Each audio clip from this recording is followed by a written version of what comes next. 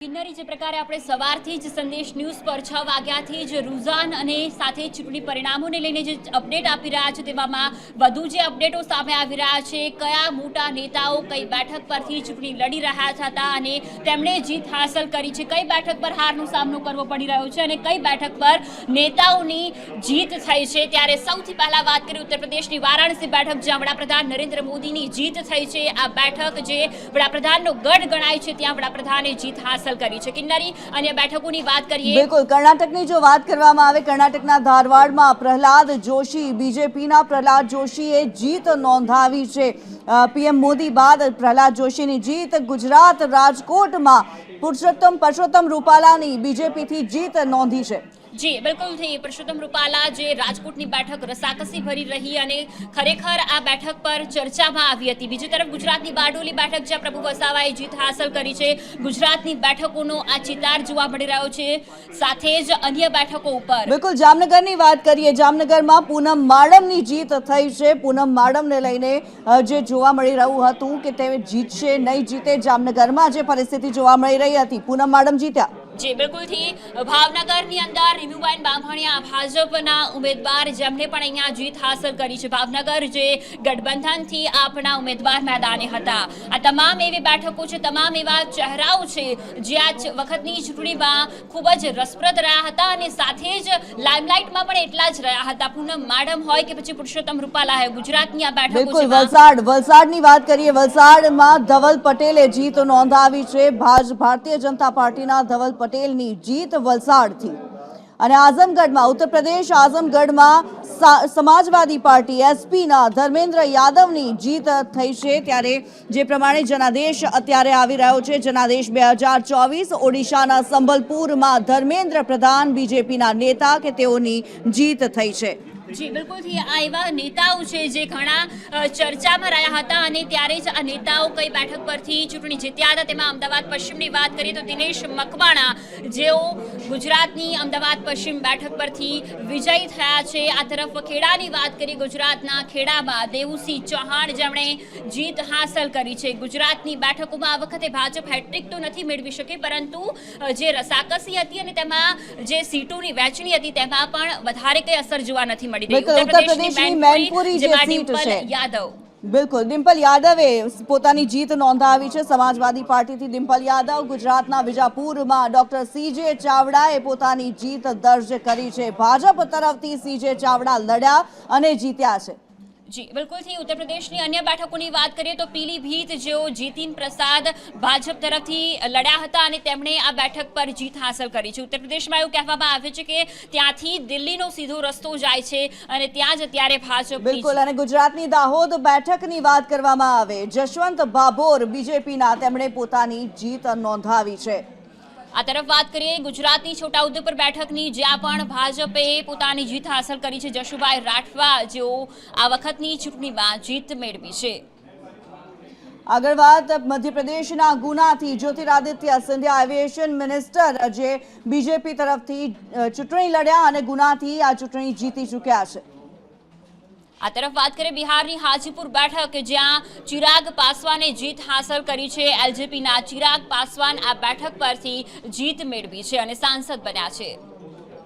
આગળ ગુજરાતની સુરેન્દ્રનગર સીટની વાત કરવામાં આવે, ચંદુભાઈ શિહોરા, ભારતીય જનતા પાર્ટીના આ નેતા, આ જીત પોતાની નોંધાવી ચૂક્યા છે, જીતી ચૂક્યા છે આ સીટ। બીજી તરફ આસામની બેઠક જોરહાટ, કે જ્યાં કોંગ્રેસે જીત હાંસલ કરી છે। કોંગ્રેસના ગૌરવ ગોગાઈ, કે જેઓ જોરહાટ સીટ પરથી ચૂંટણી લડ્યા હતા અને તેઓએ અત્યારે પોતાનું જીત દર્જ કરી છે। બિલકુલ, અત્યાર સુધીમાં જે લોકોની જીત થઈ ચૂકી છે, બિહારના જે નેતા, બિહારમાં બેગુસરાય સીટ પરથી ગિરિરાજસિંહ ચૂંટણી લડ્યા અને ભાજપ તરફથી લડેલા આ નેતા જીત્યા છે। તો આ તમામ જે મુખ્ય નેતાઓ હતા તેઓ અત્યારે ચૂંટણી જીતી ચૂક્યા છે। જય જે પ્રકારે આપણે મુખ્ય ચહેરાઓ બતાવ્યા અને એમાં અનેક એવા ફેક્ટરો પણ જવાબદાર હતા કે જ્યાં રસાકસી જોવા મળી। જી ફાલ્ગુની, ઘણા ફેક્ટરો એવા હતા કે જ્યાં રસાકસી જોવા મળી। આપણે હાલ જે દ્રશ્યો, જે ચહેરાઓ બતાવ્યા, એ તમામ મોટા ચહેરાઓ હતા કે જેમને જીત મળી છે। વાસુદેવજી, આપની પાસે આવવા માંગુ છું, પણ આજે એવા ઘણા ચહેરાઓ પણ એવા હતા, જેમ કે સ્મૃતિ ઈરાનીને લઈ લો. અત્યારે થોડા સમય પહેલા જ આપણે જણાવ્યું સંદેશ ન્યૂઝ ચેનલ પર જ કે કોંગ્રેસના જે મુખ્યમંત્રી રહી ચૂકેલા હતા એમના પુત્રોની પણ હાર થઈ છે. ઘણા એવા ચહેરા કે જે મોટા ચહેરા હતા અને તેઓની હાર થઈ છે. શું લાગે છે, શું કારણ હોઈ શકે? એક તો મધ્યપ્રદેશમાં ભારતીય જનતા પાર્ટીની જે સ્વીપ થઈ છે એમાં ગઈ વખતે એક બચાવી હતી, એ ગઈ. અને બીજું એવું છે કે ભારતીય જનતા પાર્ટીએ કોંગ્રેસ ઉપર જે પરિવારવાદનો સિક્કો જે લગાવવાનો પ્રયત્ન કર્યો એની પણ અસર હશે. રાજસ્થાનમાં જે ગેહલોતનો દીકરો હાર્યો છે એ થોડું પરિણામ એટલા માટે કે ગેહલોત જે રાજસ્થાનમાં જે પ્રમાણે ગેહલોતે જે સરકાર ચલાવી છે લોકોને ધ્યાનમાં રાખીને, તો પણ એનો પરિવારવાદ છે એની સામે એનું પરિણામ છે. કુલ મળીને લોકો છે એ જે તે લોકસભામાં સીટમાં ત્યાંના લોકોની જે માનસિકતા જે ઉમેદવાર માટે બની જાય છે એવા ફેક્ટરો કામ કરી જતા હોય છે. એટલે સાધારણ રીતે પરિવારવાદ વિરુદ્ધ જે પ્રચાર જે થયો હતો એને ભોગ બંનેને બનવું પડ્યું હોય છે એવું લાગે છે. મુકેશભાઈ, આપની પાસે આવવા માંગુ છું. સ્મૃતિ ઈરાનીની સામે અમેઠી સીટ ઉપર જે ઊભા રહ્યા હતા તેમણે એક નિવેદન આપ્યું છે કે યહાં વિનમ્રતા ચલેગી, અહંકાર નહીં. આ નિવેદનને આપ કઈ રીતે લો છો? એમણે નિવેદન આપ્યું છે એને તો માથા ઉપર છે, પણ આ નિવેદન મેં સવારે મને જ્યારે પૂછવામાં આવ્યું હતું ડિબેટમાં ત્યારે મેં કહ્યું હતું કે આ જે લડાઈ છે ને એક અહંકારી વાણીની સામે વિનમ્ર વાણીની લડાઈ હતી, કે જ્યાં એક તરફ અહંકાર હતો નરો કે 400 કે પાર, અને એક તરફ મહેનત કરે જાઓ, આગળ વધે જાઓ, કોઈ શું બોલે છે એના ઉપર ધ્યાન ના આપો, માત્ર તમારું લક્ષ્ય ધ્યાન રાખો, અને લક્ષ્યને ધ્યાનમાં રાખી અને આગળ વધ્યું. મને લાગે છે ઇન્ડિયા ગઠબંધન એમાં સફળ થયું. ઇન્ડિયા ગઠબંધન એક તરફ સફળ થયાની વાત છે. વાસુદેવજી, આપની પાસે ફરી એક વખત આવવા માંગુ છું. જે આપને મેં પૂછ્યું એ જ સવાલ ઉપર એક વખત ફરી આવીશ કે એવા ઘણા ચહેરાઓ છે, જેમ કે સ્મૃતિ ઈરાની, અત્યારે જ આમની જોડે મેં વાત કરી, અમેઠીની વાત કરી. આપ સ્મૃતિ ઈરાની કે જે પહેલાથી એક નિશ્ચિત ચહેરો હતો, જે નિશ્ચિત ચહેરા કહેવાતા હતા, એ પછી ભારતીય જનતા પાર્ટી હોય કે પછી કોંગ્રેસ હોય, એ નિશ્ચિત ચહેરાઓની હાર પાછળનું કારણ શું હોય છે? પર્ટિક્યુલરલી સ્મૃતિ ઈરાની એટલા માટે હાર્યા હશે કે એમને જે વ્યવહાર, કોઈ પણ માણસ છે ને જીતે ને પછી એના વ્યવહારમાં બદલ આવે. જીતવા માટે કદાચ આડું ઉડું બોલે આમ તેમ વગેરે, પણ એમને જે રાહુલ ગાંધી સાથે, અને રાહુલ ગાંધી જે સ્થિતિ 2-3 વર્ષ પહેલાં જે હતી અને છેલ્લા 2-3 વર્ષમાં જે બદલાઈ છે એને છે ને સ્વીકારી નહીં શક્યા, એમને પોતાનામાં એને એ વસ્તુ સમાવી નહીં, અને છેલ્લા દિવસ સુધી રાહુલ ગાંધી માટે જે એમને બોલા જ કર્યું, એટલે લોકોને એવું લાગ્યું કે આને તો છે ને એ સ્ટાન્ડર્ડ નથી, આ નોન સ્ટાન્ડર્ડ રીતે વાત કરે છે.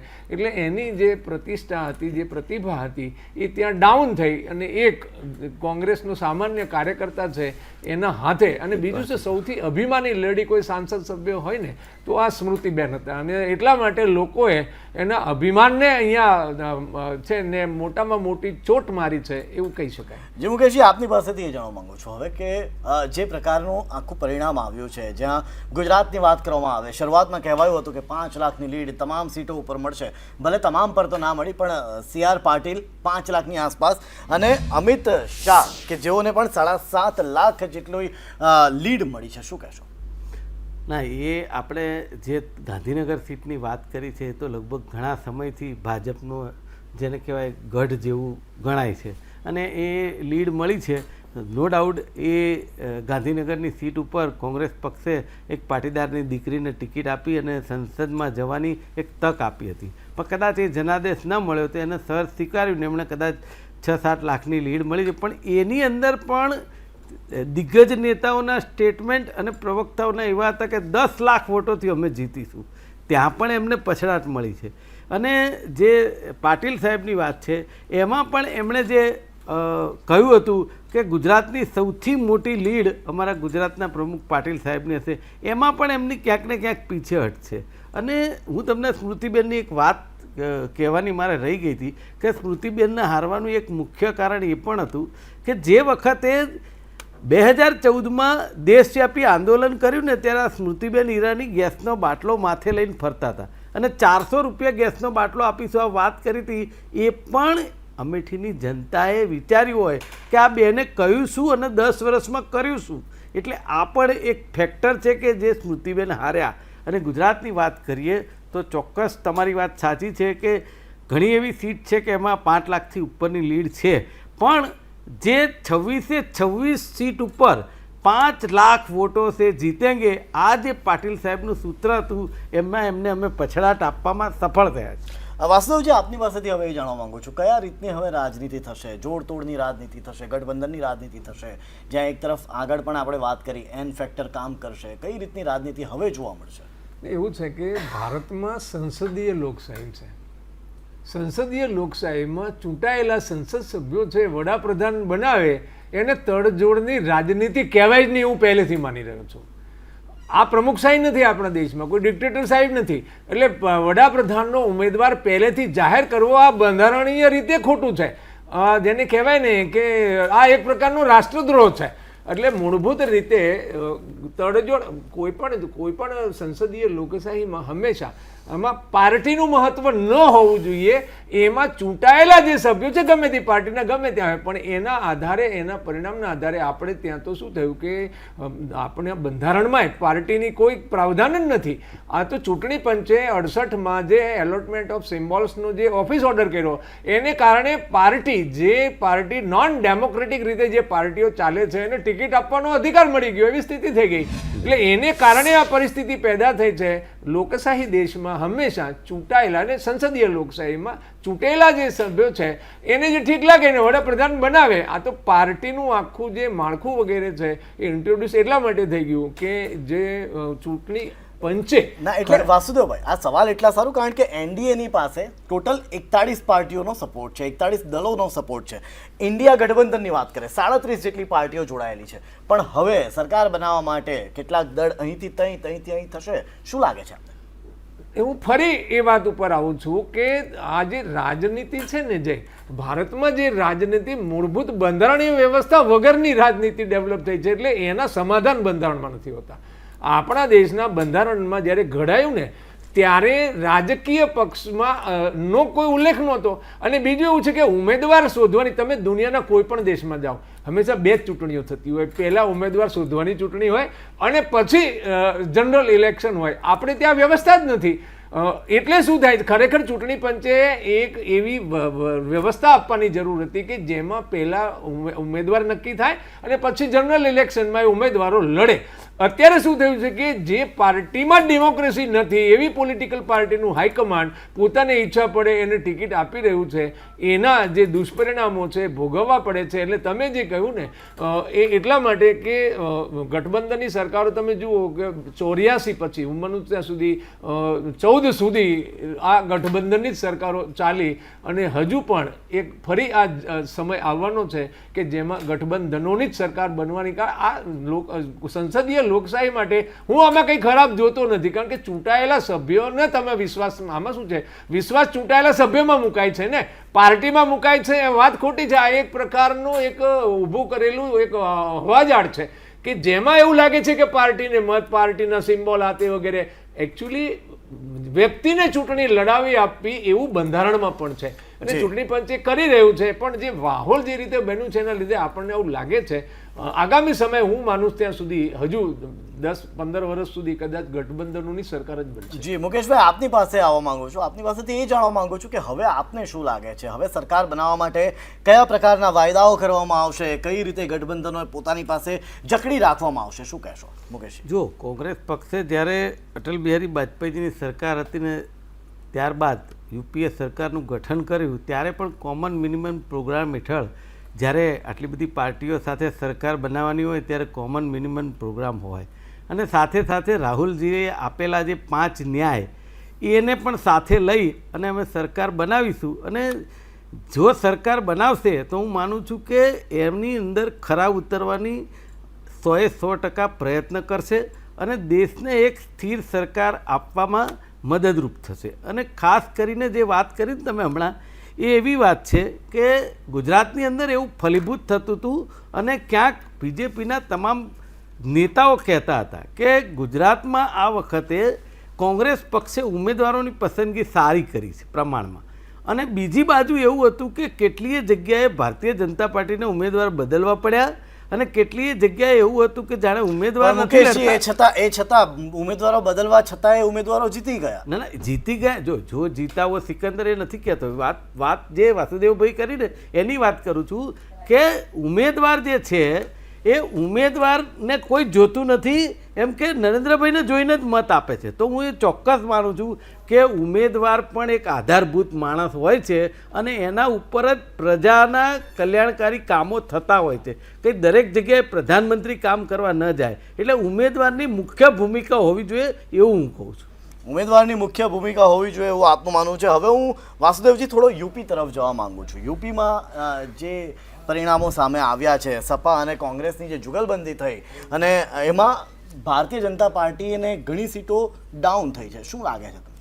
એટલે આમાં શું છે કે એટલે યુપીમાં ભારતીય જનતા પાર્ટીનો જે પ્રવેશ થયો એમાં 3 બાબતો હતી. એક બાબત હતી એ રામ મંદિરની હતી, બીજી બાબત હતી ગુજરાતના મોડેલની હતી, અને ત્રીજી બાબત જે છે ત્યાંના સોશિયલ છે. કારણ કે અમિતભાઈ છે એ બધાને ખબર છે કે ચૂંટણી લડવાના માહિર માણસ છે અને યુપીનો એમને ચાર્જ અપાયો હતો. એટલે ત્યાંના જે સોશિયલ એન્જિનિયરિંગના જે સમીકરણો હતા એ એમને મેળવ્યા હતા, એને કારણે યુપીમાં જીત થતી હતી. પણ આ વખતે આ ફેક્ટર છે, આ 3 ફેક્ટર છે એ નબળા સાબિત થયા અને એમનું જે સોશિયલ એન્જિનિયરિંગ છે, જે રીતે એમને મમતા ઉપર માયાવતી ઉપર દબાણ લાવીને એમને ત્રીજા તરીકે લડાવવાનો પ્રયત્ન કર્યો. લડ્યા માયાવતી, પણ માયાવતીનું જે વોટ છે એ બધો વોટ ટ્રાન્સફર થઈ ગયો ઇન્ડિયા ગઠબંધનમાં. એટલે સોશિયલ એન્જિનિયરિંગ છે એ પણ ફેલ ગયું. એટલે આ ત્રણેય જેના આધારે એમને 70 સીટની અપેક્ષા અત્યારે પણ એ રાખતા હતા. એમને એવું હતું કે માયાવતીને જે વોટ નહીં હોય એ વોટ અમારામાં ટ્રાન્સફર થશે, એને ટ્રાન્સફર થયો હોત તો ફરી આનું આ એ રિઝલ્ટ 70 સીટો વાળું એ લાવી શક્યા હોત. પણ સોશિયલ એન્જિનિયરિંગ જે છે એ ઉત્તર પ્રદેશમાં ડિસ્ટર્બ થઈ. બાકીના 2 ફેક્ટર તો આમે નબળા સાબિત થઈ ગયા હતા. એના લીધે એમને આ પરિણામ ભોગવવું પડ્યું છે. એટલે કે ક્યાંક જે ફેક્ટર જે કામ કરવું જોઈએ એ કામ ન કર્યું. એક વાત મુકેશજી, ફરી એક વાત આપની પાસે આવવા માંગુ છું. મુકેશજી, આપની પાસેથી હવે એ જાણવા માંગુ છું કે હવે શું થઈ શકશે? શું લાગે છે આપને? અનુમાનો શું આપના? અનુમાનમાં મને એવું લાગે છે કે અત્યારે હાલ તો એનડીએ સરકાર બનાવી શકે એવો બહુમત એમની પાસે છે. એટલે હું એવું માનું છું કે સરકાર એ લોકો બનાવી શકે.